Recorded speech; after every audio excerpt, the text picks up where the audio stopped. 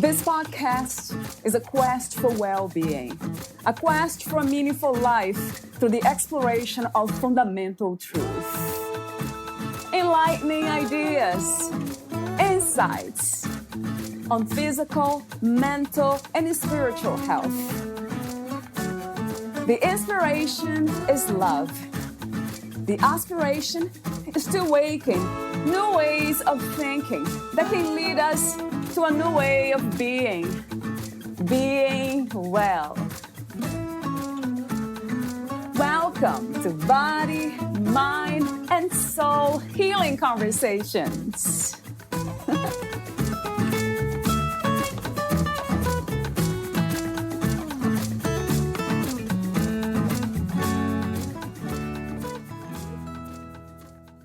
It is truly an honor to work as a psychotherapist and to have the opportunity to witness people as they go through the healing process.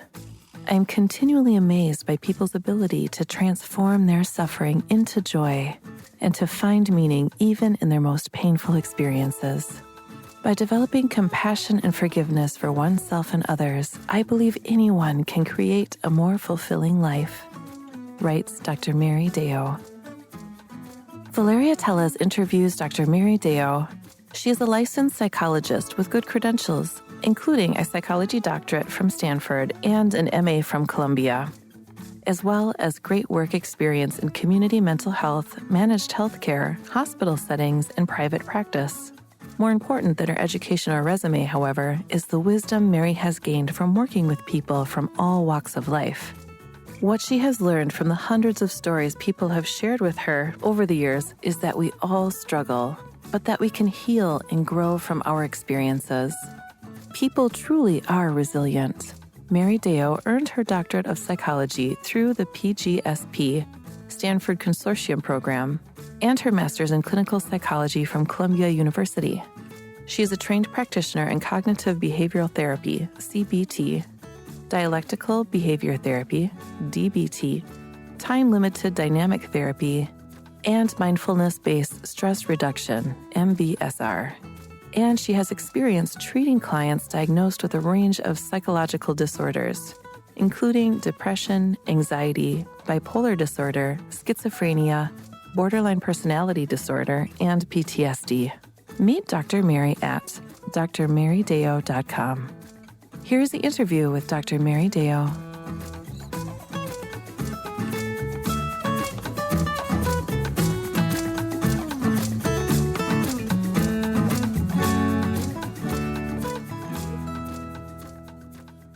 In your own words, who is Dr. Mary Deyo? Well, I would say that I am, to sum it up, I would say I'm kind of a person who just cares very deeply about other people, about the climate, about the state of the world.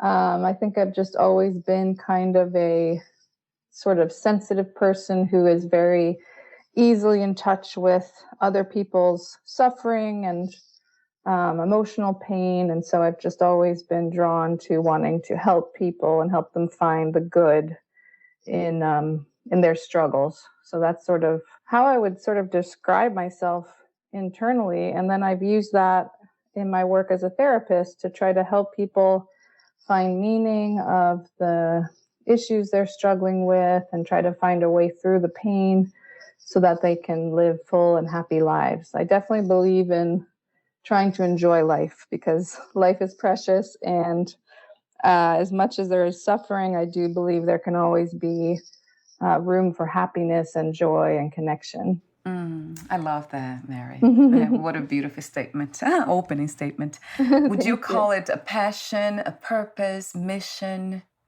That's a good question. I suppose it's sort of a purpose, a sense of purpose. I get a lot of my identity and meaning out of life from feeling like I'm making a difference and feeling like I'm sort of giving love to people. You know, I always say, you know, when I'm a therapist, it's not just listening or giving advice. It's really finding a way to give love to a person.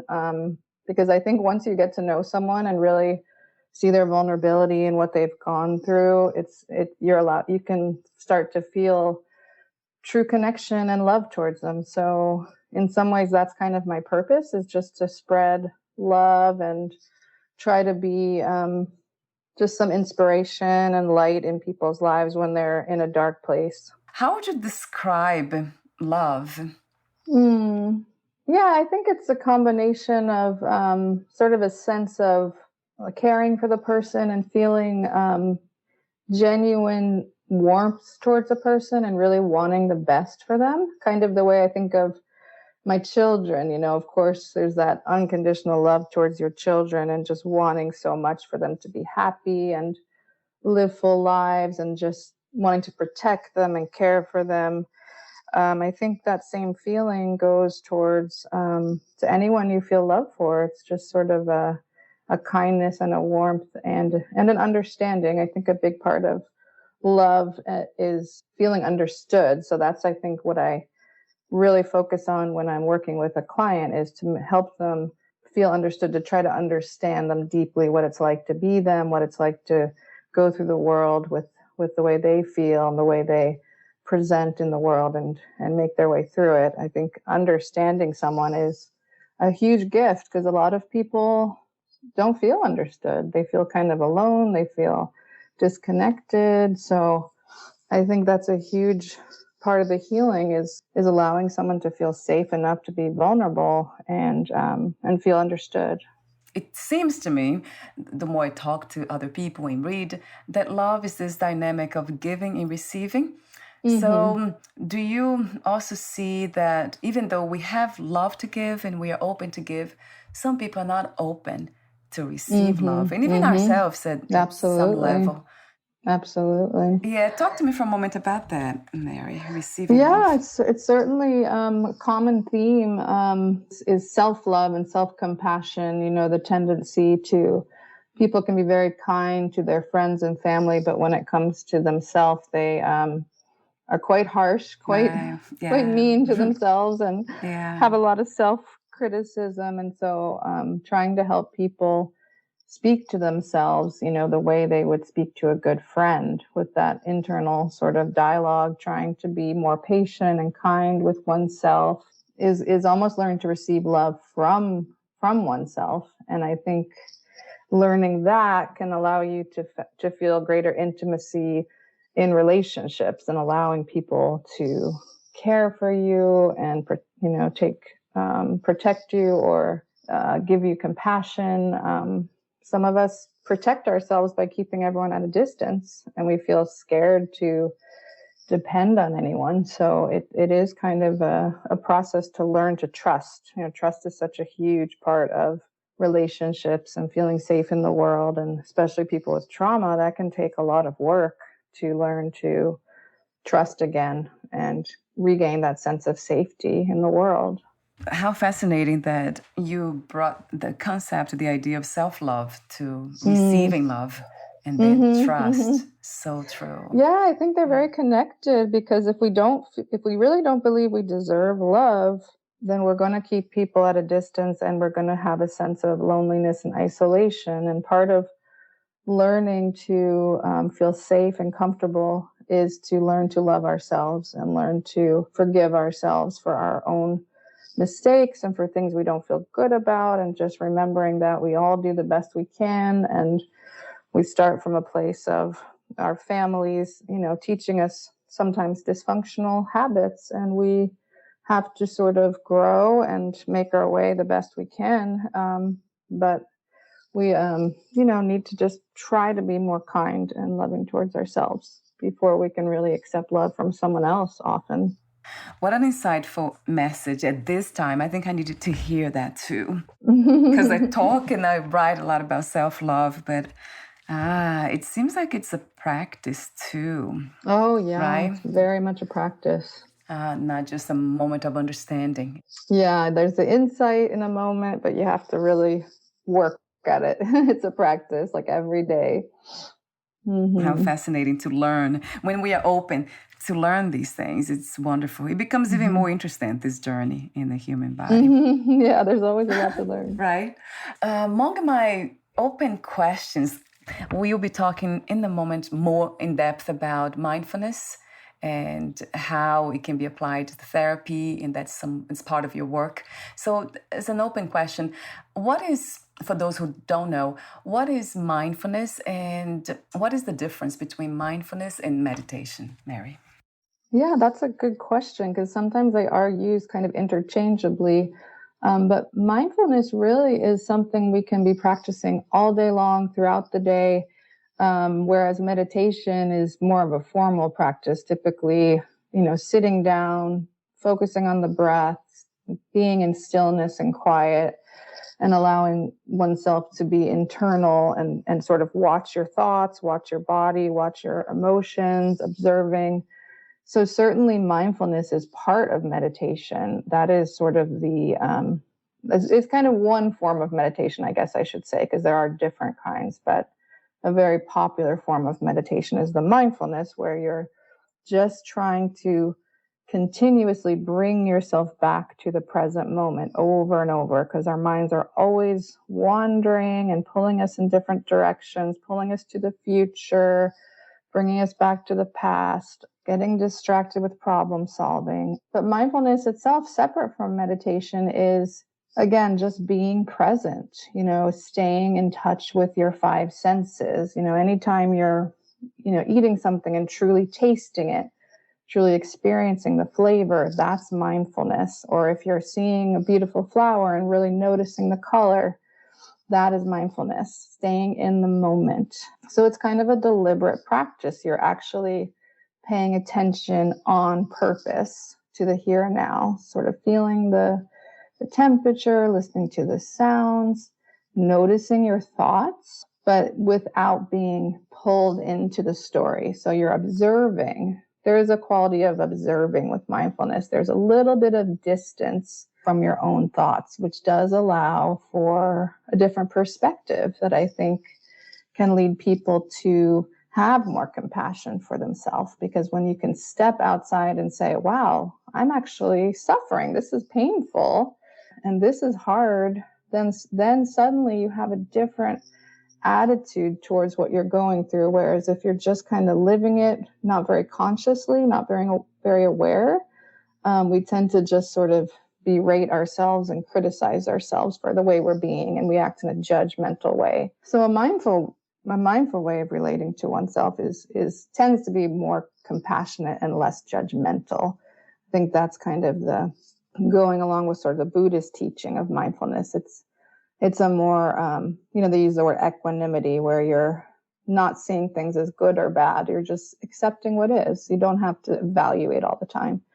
You can say, this is what I'm experiencing. Yes, it's somewhat challenging, but that doesn't mean it's good or bad. It is what it is, and this is part of my life right now. The question that came to me was being in the moment to what is present, right, Mary? Even if I have thoughts of the future now, then it is being present to those thoughts as well, isn't it? Yeah, if that's true, if you're aware that your mind is being pulled into the future, you want to notice that and observe that and say, oh, this is what my mind tends to do. My mind tends to want to figure out the future and plan ahead and prepare for it. That's what it's doing. And so it's just learning about your own mind and how it tends to work, which can lead to a lot of insight. What I notice is imagination sometimes plays like this huge role within my mind. Totally. Right? It's very playful and keeps coming back with the ideas, creative ideas and things. Do you put in the same category thoughts? That's an interesting question. So do you mean like when you're having like daydreams or creative thoughts? Yeah. Yeah, that's interesting. I think you can sort of think of it in two ways, which would be, one would be that you can be very mindful about it and sort of deliberately say to yourself, okay, I'm going to spend this time like letting my mind go in whatever direction it wants and just be really open, but really paying attention in a kind of deliberately mindful way. But I think on the other hand, it can certainly also be a tendency that pulls you away from the present moment, right? Which doesn't mean it's bad or anything, but it is sort of like for those of us who tend to be, sitting in school as kids and our minds are daydreaming and fantasizing, it's like you're not exactly being mindful. Right. But you are, there is a richness to that. And it is an important part of life and leads to creativity and leads us to find our dreams. But it is a little different. So, and I think imagination has a negative side too, which is that those of us with anxiety tend to have very good imaginations because we imagine the worst in a lot of situations. We're in a car and we suddenly imagine a car crash, or if we get sick, we suddenly imagine cancer, or our minds can go to the worst when we have good imagination. So I often say it's kind of a mixed blessing to be a sensitive, imaginative person, because it can go both ways. That is so true. That's a good point. I noticed that too within my mind, not too often, maybe because of practices that I engage in so many practices that it doesn't often become negative. Good. What is your ideas these days of understanding of spirituality?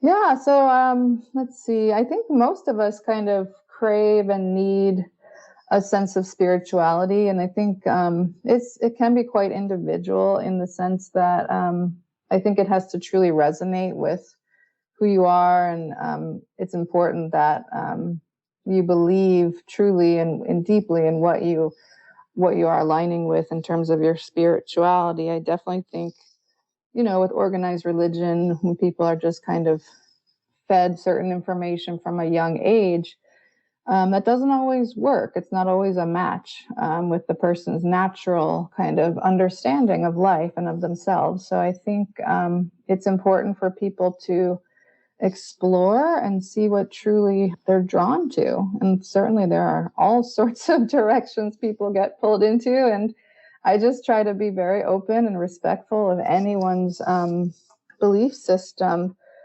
For myself, I was raised kind of in the Christian household, although certainly not very, traditional. I didn't really go to church much or anything, but my mom was definitely identifies as Christian. My dad was not at all religious or spiritual. So we did have kind of a scientific outlook as well. But for me, what I ended up being more drawn to is more the Buddhist teaching and sort of which resonates actually a lot with psychology, because there's quite a bit of, in Buddhism, there's a lot of teaching that I really think was way ahead of its time in terms of even the unconscious mind, which, Sigmund Freud was really credited with this idea that we have these unconscious impulses and beliefs and drives.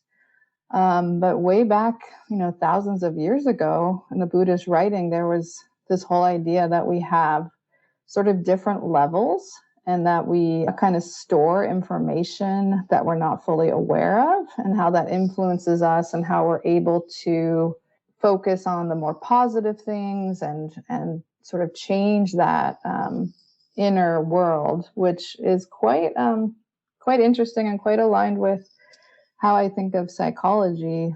And Thich Nhat Hanh, who I think I was really fond of and really was so drawn to, and he was so wonderful. He taught a lot about like watering seeds within oneself. So the idea that we all have negative seeds that if they're kind of given too much attention, they can grow into, hatred and anger. But if we water the positive seeds in ourselves and others, they can grow into love and friendship and kindness.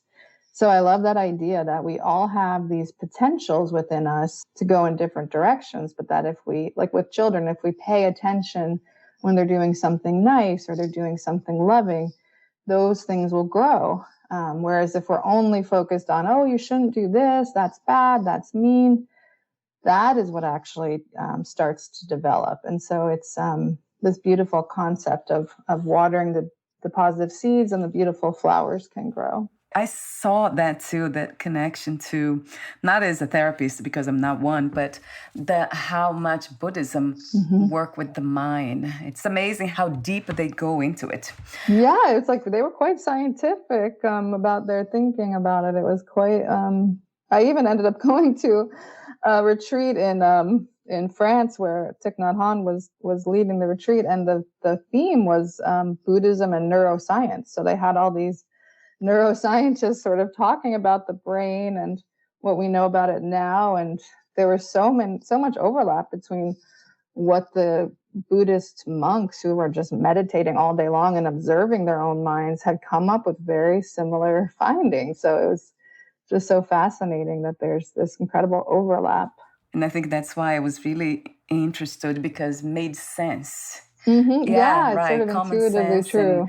and also these abstract kind of ideas of life. They all come together. Exactly. It's so playful. Exactly. So it really kind of feels like it all just seems true. You know, it's kind of easy to understand it and go with it. Even if you're not a very spiritual or religious person, I think most people can still appreciate the truth of some of those teachings. They're very practical. You can apply them to your life. I really wanted to ask you this question before for some reason. What defines mental health, Mary, from your perspective? And then if you can lead that into the effects of COVID in people's mental health, that would be wonderful. We can talk about That's this too. That's a good question. So let's see. Yeah, the way I think of mental health is sort of a resilience, you know, to life's changes. I mean, we all have pain, we all have suffering, we all have loss and challenges, but for some reason, some people can sort of move through it and still stay pretty happy and pretty well adjusted. And then other people become deeply depressed, deeply disturbed, anxious, which, you know, there are combinations of reasons for that. One is truly there is a genetic predisposition to mental illness. So if it's in your family, if there was a history of trauma going way back that maybe led to more fragility in people, and they ended up developing depression or bipolar disorder, the children of those people will be more prone if they become, you know, if they grow up in especially a more stressful, dysfunctional environment, those things will kind of present and manifest. So it's not about blaming or saying like some people are, you know, necessarily better at going through the world and that's why they're happier. I don't really think that's true. I think some people have kind of an advantage in terms of being born with more kind of hardy genes. But I think, you know, in order to be what I consider a healthy person, there has to be a balance between, you know, feeling your feelings, being in touch with your emotions, but not to the point where they become all consuming. Because when people are really depressed, they can sort of drown in their sadness. And certainly with trauma, people become very flooded with very painful emotions. So learning how to hold that and make space for it, but also balance it with, you know, more joy and more positivity and health in your life. So learning how to really care for oneself. I mean, people need to learn to manage these things. So by getting enough exercise, I mean, this stuff we always hear about, but it is really true. Getting enough exercise, proper nutrition, social support. I really believe that having community and friendships is probably the greatest protector and predictor of mental health issues. If you feel you have at least one person you can really talk to and you connect with, you're much more likely to sort of tolerate and move through hardship more successfully. If you're isolated and lonely, the depression is much more likely to become debilitating and problematic. So community, I think in our society, you know, especially in like American Western society, there's certainly a problem with isolation and loneliness that has been quite detrimental to many people's lives. And I don't think we necessarily value the importance of community. You know, even people used to go to church, or people would be living in a more communal way. You know, they'd have like a grandmother living with them. And of course, in many parts of the world, that's still the case. And like maybe even in South America, where I think you're from, Brazil, right? There may be more of that sort of lifestyle, which I think in many ways can be healthier, because you don't have this sense of loneliness or solitude that can be so painful. It is so true. It resonates so true. Yeah, I remember I think I moved here when I was 19. And I remember having those issues, I bet. being lonely and feeling lonely. And then I was kind of talking to my mother, and, there in Brazil, and she was so happy all the time. And I was like, how come? There's love and joy around her. Yeah, isn't that interesting? I was here in this first world country and everything looked, seemed so warm, glamorous bright, and exciting. I was not feeling good. No, it can be very hard. Well, especially in a brand new culture, you can feel very much an outsider. What a wonderful message of community and how it helps with mental health. I agree 1,000,000,000%. Yes. Yeah, it's really true. And I think leading into your next question, I think that's a huge part of the reason the pandemic was so challenging. I mean, if you were a person who lives alone, for example, and then you can't even leave your home, you can't even go to the grocery store, you can't even go to your regular classes or the gym or work, it was quite traumatic for a lot of individuals. And even people who were fortunate enough to have friends and family, it still created such a disconnect from many of their normal sources of support. Many of us have deep friendships and social gatherings that really keep us going. And having that taken away from us so suddenly truly was damaging to mental health. I mean, some of the more dramatic statistics were that, throughout my entire education and career, they always gave out the statistic that about 1 in 10 adults in the US suffer from depression or anxiety. That's just kind of like 10% of the population, which is a high amount, but that was just kind of the standard amount. But during COVID, I heard it went up to 40%. So 40%, that's almost half the population, began struggling with depression and anxiety. And certainly rates of substance abuse went up, rates of domestic violence went up. Certainly loneliness and isolation became much more prevalent. So this took a huge toll on the mental health system. And it was just kind of a crisis. And I think on the other hand, I do believe there were some benefits, which was that people did become a little more focused on their internal state. I think people did become like things slowed down. People began, baking bread more or spending time with their pets or spending time with their children. Like you see a lot of dads out biking on the streets with their kids, which normally they would have been at work. People were gardening, kind of slowing down the pace, which I do think were some gifts. So one thing that I sometimes talk about in my work, because I've done a lot of crisis work in my career. I used to work for intensive outpatient program for years. So this is people who were, suicidal, and some of them had to be hospitalized. And one thing that I try to focus on with that population is this idea that a crisis is an opportunity for tremendous growth and change. So you may have heard of the Japanese word for crisis, which is, I think it's pronounced like kiki. And it's a word that's made up of 2 different characters. So the one character is danger or dangerous, and the other one is opportunity. So it's a crisis, and it's obviously, terrible and painful, but it also can be a chance for change, an opportunity for change. And I've seen that so much in my work. Someone will come in devastated, wanting to end their own life because of a relationship ending or a job situation, but they come out of it even just a few weeks later with a whole new vision of how they want their life to be. So maybe they need to be in a different relationship or a completely different new line of work. And these dramatic changes make their own lives so much more meaningful and so much more satisfying that they may not have even ever known that if they hadn't come to a crisis.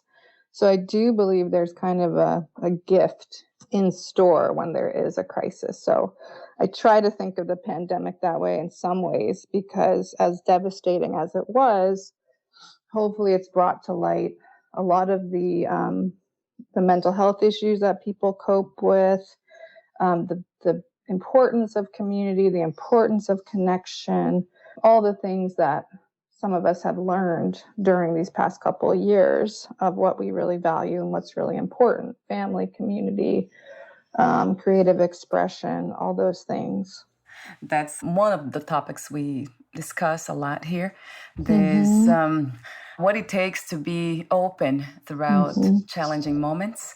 It Mm-hmm. takes being open, it seems to me, to see the possibilities or Exactly. the movements of life and what direction can we go, the possibilities, really, the options.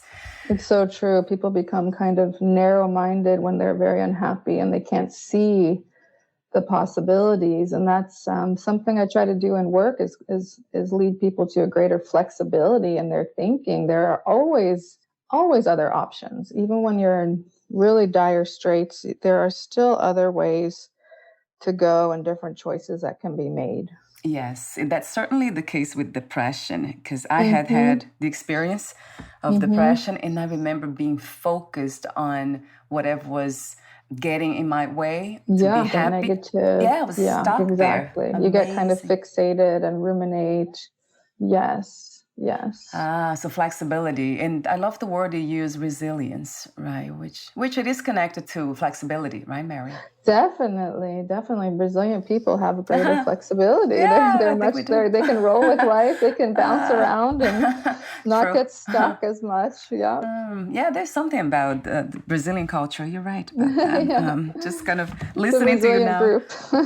I'm like, wait a minute, it makes sense. So I love this statement on your website. It says, by developing compassion and forgiveness for oneself and others, I believe anyone can create a more fulfilling life. Mm-hmm. So, yeah, compassion and forgiveness.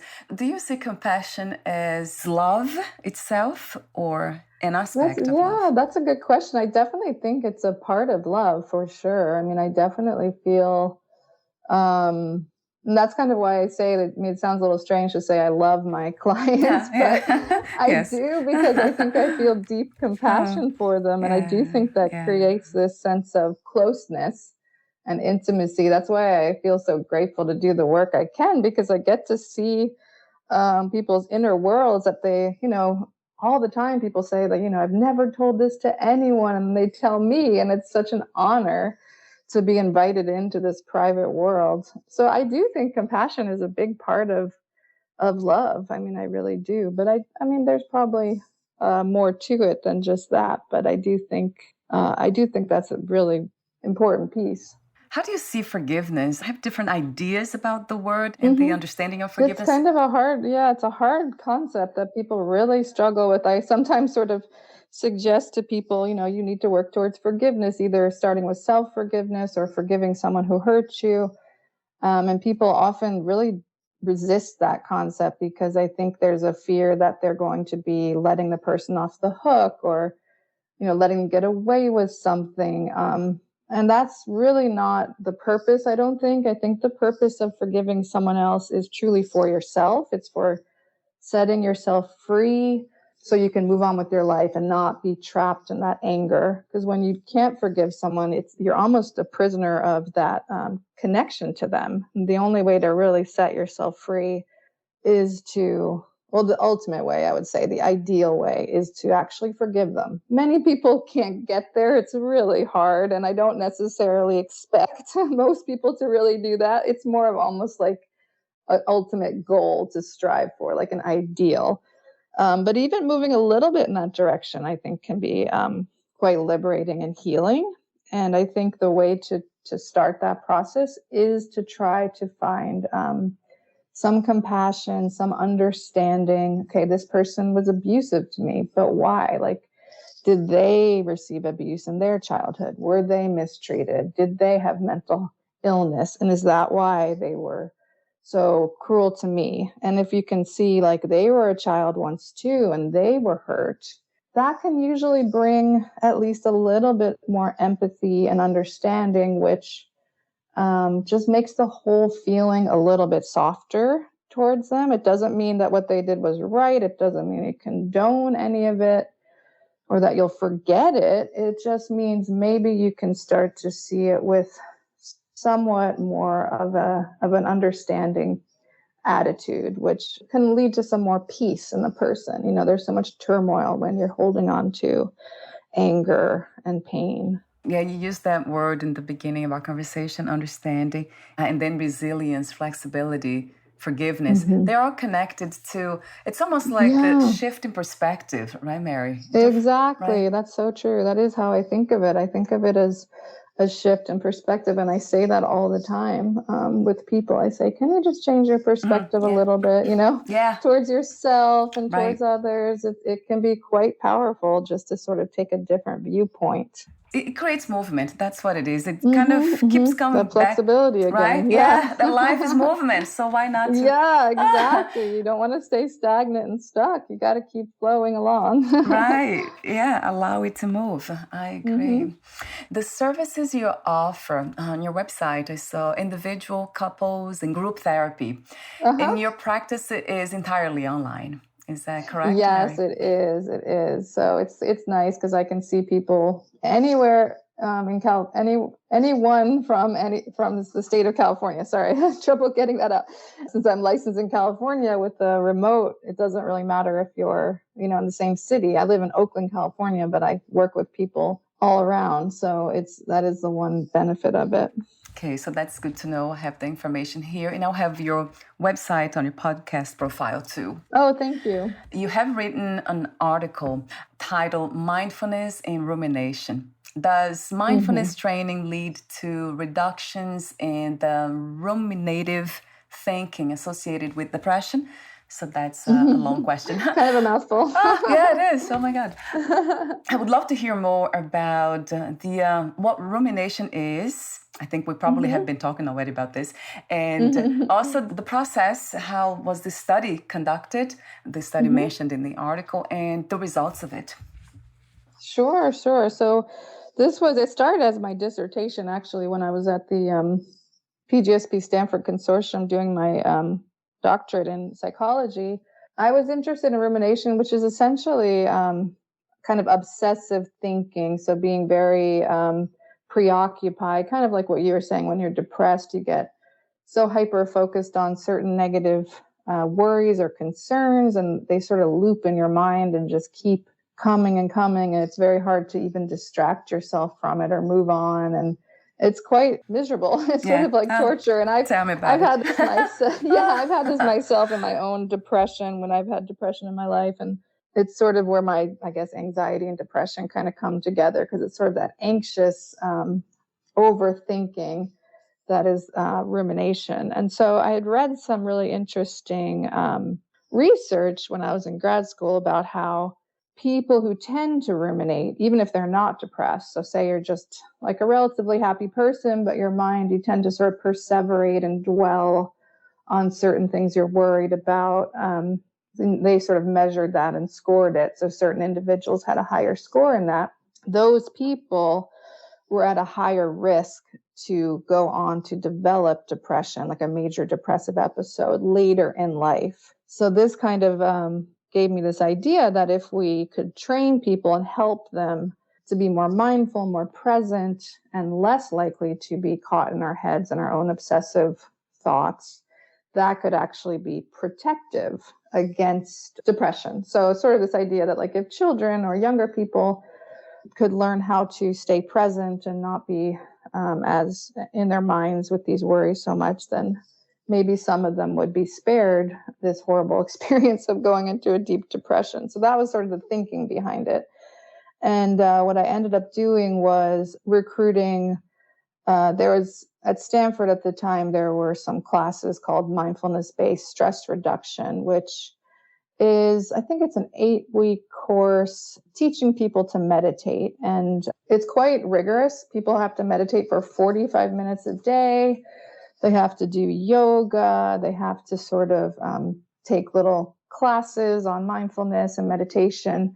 So by the end of it, they're quite, well versed in the whole practice, and they gain quite a bit of experience. So what I did was give kind of pre and post measures of, I think I also tested depression, but I mostly focused on this mindfulness scale of measuring how well people are staying present in the moment. And so along with, of course, the rumination scale. So the findings were that, people who, went higher up on the mindfulness scale went lower on the rumination. And it was a pretty small study. There was, unfortunately, there was another grad student at the time who was also studying mindfulness, and she kind of got her hands on a lot of the people in those classes before I did. So I ended up with a pretty small sample size, but fortunately it made a, significant enough change that it was able to be, a published article and all that. So that was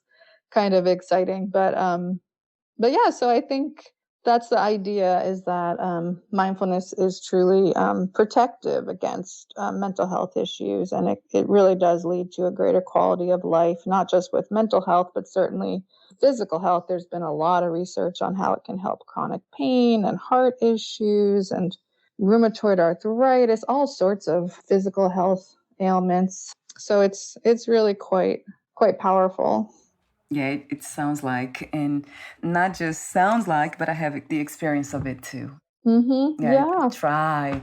It is a practice, so it's interesting. It's hard. It's hard to keep up with sometimes, because it's just like anything. It's like exercise or anything where when you get busy, you tend to think, oh, I don't have time for that. But I always tell people, just like 5 minutes a day will make a difference. Just even if you're sitting at a stoplight, just close your eyes for 5 seconds and take a deep breath and connect with your body.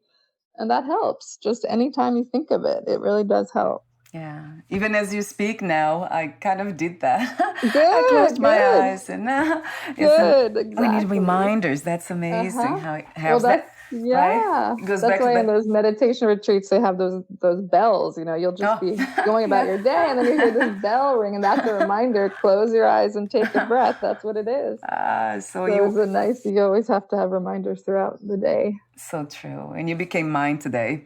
It's kind of another beautiful message on community, as you talked earlier, and how important that is, right? Exactly. Oh, we Mary. Support each other. Yeah, thank you so much for your presence and contribution to a more peaceful, healthier, and beautiful reality for all of us. Well, thank you so much. I've never been on a podcast before. This is pretty fun. I was nervous, but it wasn't as bad as I thought. You're so sweet and easy to talk to, so you made it easier. Oh, I love this. So it becomes almost my, like I said, my sacred place. Yeah, and it's very casual. I love being casual about these things. I think it's light. I like that too. Right? Playfulness. It's makes it more conversation, and you probably get to learn and meet these interesting people. God. I can tell you love it. Yes, yeah, a billion times to that learning. It keeps me going.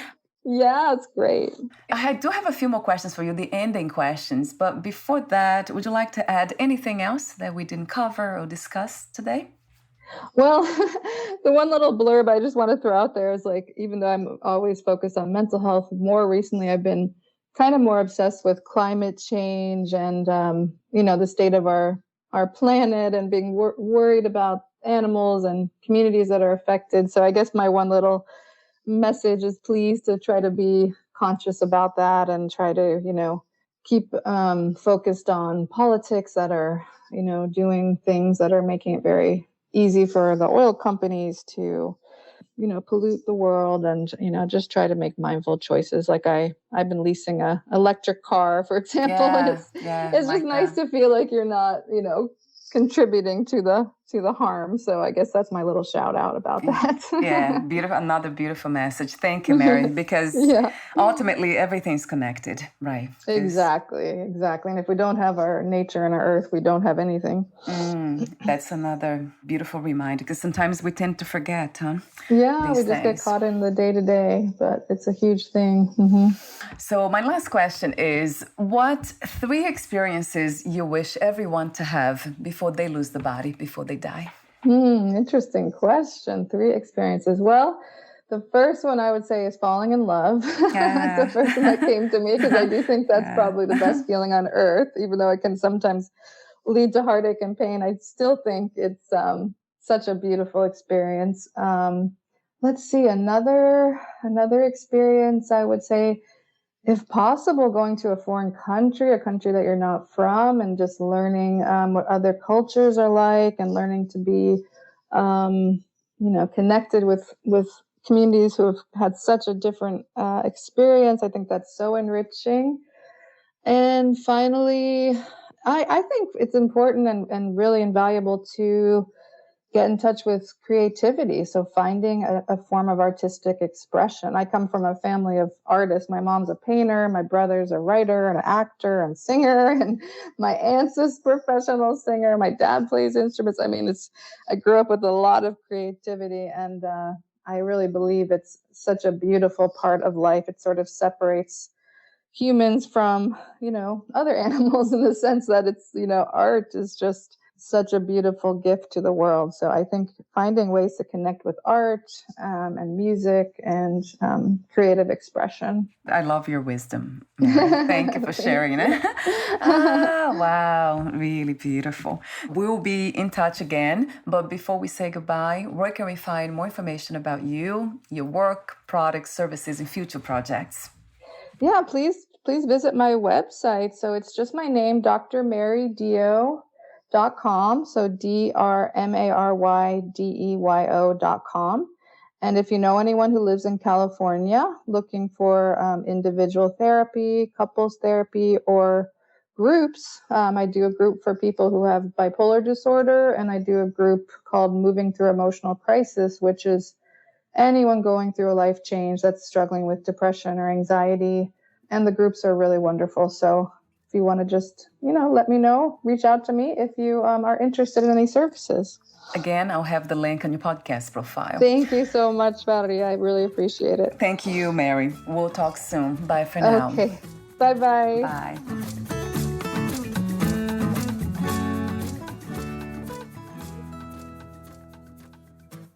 Thank you for listening. To learn more about Dr. Mary Deyo and her work, please visit drmarydeyo.com.